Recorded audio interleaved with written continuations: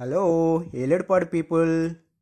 మన ఏలేడుపాడు గ్రామంలో 200 సంవత్సరాల పైన పురాతన ఆలయం ఉందని ఎంతమంది తెలుసు చెప్పండి.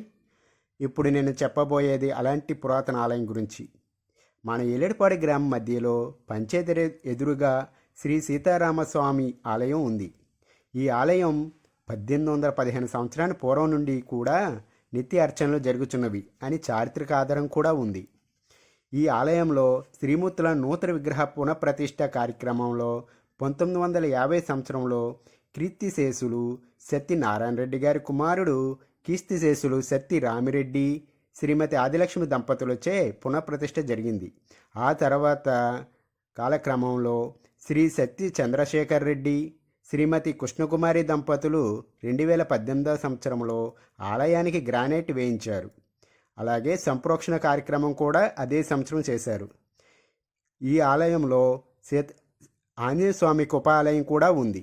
ఇటువంటి 209 సంవత్సరాల చరిత్ర గల ఆలయాన్ని దర్శించాలంటే ఎన్నో జన్మల పుణ్యఫలం కూడా ఉండాలి. ఈ ఆలయం అలాగే కార్తీక మాసంలో కూడా పూజలు